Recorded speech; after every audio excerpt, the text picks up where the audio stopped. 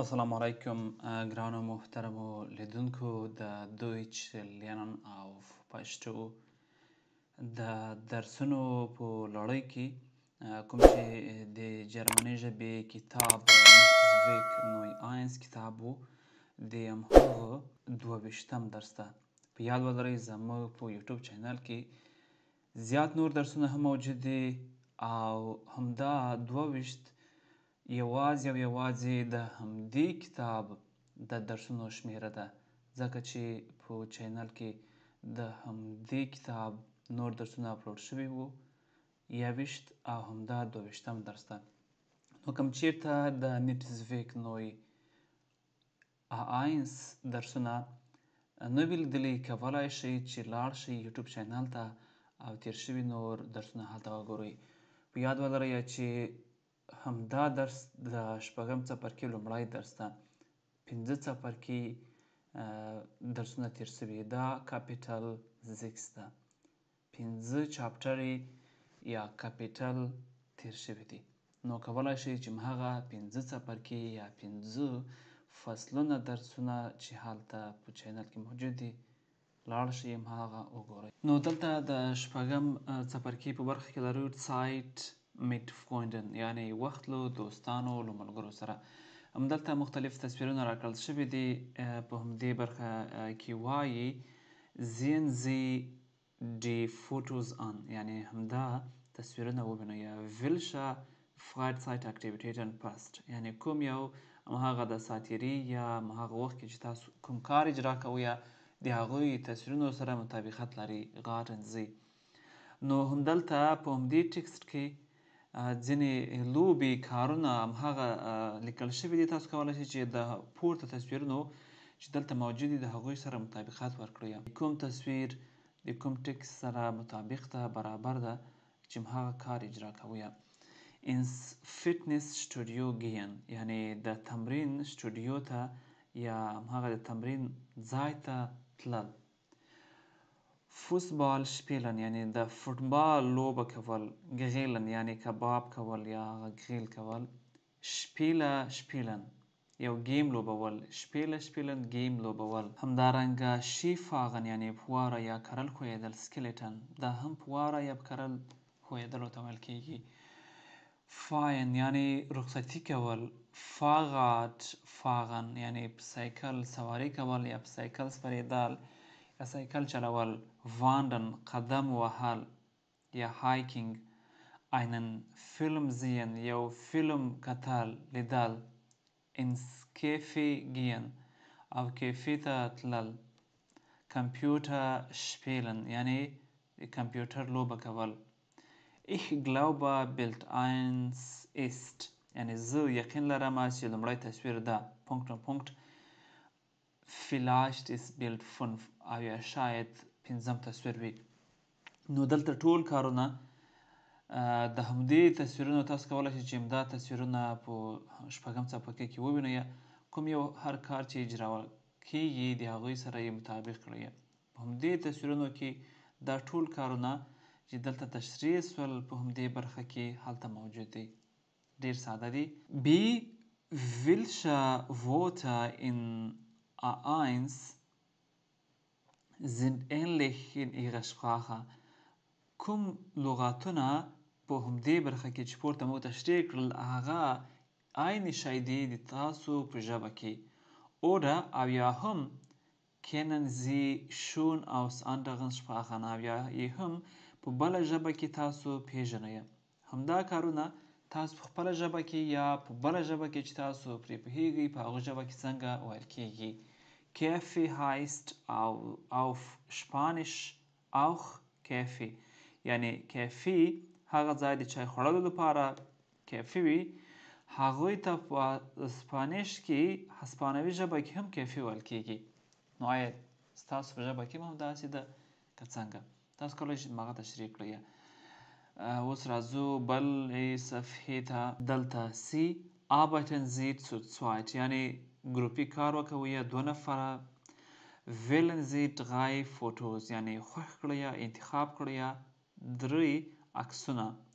notieren Sie zu den Fotos 5 Worte، یعنی ولیکئ یا نوټ کړئ د همدې تصویرونو نه 5 لغاتونه نوټ کړئ. Das Wörterbuch hilft یعنی هغه د لغاتونو مجموعه چې د هغه ستاسو سره مرسته کوي. Wer ist zuerst fertig او څوک یې لومړی تکمیلولی شي. Einen Film sehen یعنی یو فلم لیدل. Zu Hause په کور کې. Allein یوازې. Das Kino په سینما کې. Auf Freunde یا د ملګرو سره. راشي چې هم په ګروپي شکل سره ځینې پوښتنې وکوئ، د همدې تصویرونو په اړه باندې وغږیږئ، د هغوی د لغتونو مجموعه راجمع کړئ او ویې لیکئ او زده یې کړئ. همدا بیا د اورېدلو برخه ده. Hören Sie واورئ.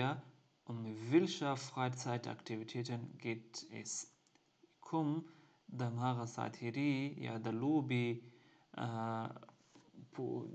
هماغه وختونو کې تاسو څه کار کوئ چې کله تاسو تفریح وخت لرئ. نو hören Sie دلته یې ولیکئ. تاسو هر کار کوئ په همدې برخه کې ولیکئ. B. Welche Freizeitaktivitäten mögen Sie کوم د تفریح د وخت کارونه تاسو خوښوئ چې اجرا کړئ. Suchen Sie Fotos und machen Sie Ratebilder oder spielen یعنی تاسو کولی شئ دې تصویرونو نه یې خوښ کړئ او هغه لوبه چې کوئ هغه ولیکئ. Die anderen raten او نورې بیا قضاوت وکوئ څنګه دا لوبه اجرا کوئ او یو خبرې ورسره وکوئ. Hörst du gerne Musik آیا ته غواړې چې میوزیک واورې؟ یا genau هو یعنی دقیقاً. نو دا یوه پوښتنه شکل سره ولم هغه یې ځواب و. نو تاسو همدو برخه کې ولیدل چې تاسو د تفریح په وخت کې کوم کارونه اجرا کوئ. Eine Überraschung für Sophia یعنی د زوفیا لپاره یو حیرانتیا. یعنی Sophias Geburtstag یعنی د زوفیا د پیدایښت ورځ. Lesen Sie تاسو یې ولولئ. Was planen Mark und Anne یعنی مارک und Anne څه پلان لري. دا مارک او انې پلانونه همدلته لیکل شوي دي چې هغوی څه پلان لري. اوس به یې زده کړو. Hi Mark یعنی سلام یا Hi مارکه دا ورته وایي مارک ته. دا مارک ته دا انې ده. Alles klar یعنی هر څه صحیح دي. یا انې دا ورته وایي هو انې. Bei dir auch او تاسو هم یعنی کوم مشکل نه لرئ. بیا Sophia hat nächste Woche Geburtstag. هو زوفیا راتلونکې اونۍ د پیدایښت ورځ لري. Sie wird 30 یعنی دا به 30 کلنه شي. Sie wird 30. Echt یعنی په حقیقت سره wann denn یعنی کله د پیدایښت ورځ ده. Am 6.7. Das ist ein Donnerstag یعنی په 14 باندې چې هغه پنجشنبه ده. Und was möchtest du ihr schicken او ته څه غواړې څه خوښوې چې دې ته یې ولیږې. Einen Tag mit ihren Freunden kannst du helfen. Einen Tag mit ihren Freunden یعنی یوه ورځ د هغوی د ملګرو سره. Kannst du helfen یعنی کولی شې ته مرسته وکوې. همدا ورته وایي کلا یعنی صحیح ده. Super Idee یعنی ښه نظر. Wann wollen wir feiern یعنی کله موږ کولی شو چې رخصتي وکوو. Am Sonntag یعنی د یکشنبې په ورځ باندې. Am 19.7. یعنی په 19 باندې دا ورته وایي نه. Das geht nicht یعنی دا امکان نه لري. Sophia besucht ihre Eltern یعنی زوفیا ملاقات کوي لیدنه کوي د دې د مور و پلار سره. Und am Freitag او د جمعې په ورځ باندې arbeitet sie دا کار کوي. Dann feiern wir am Samstag او بیا یې موږ لمانځو یا رخصتي کوو د شنبې په ورځ باندې. یعنی د شنبې په ورځ موږ کولی شو چې همهغه ولمانځو. Okay. Am Samstag صحیح ده د شنبې په ورځ باندې. Also 7. Und was machen wir صحیح ده 14 باندې او موږ به څه اجرا کوو څه به کوو. Eine Fahrradtour und ein Picknick یو د سایکل ټور، سیاحت او یو چکر. کلین ګوډ یعنی همدا صحیح ده.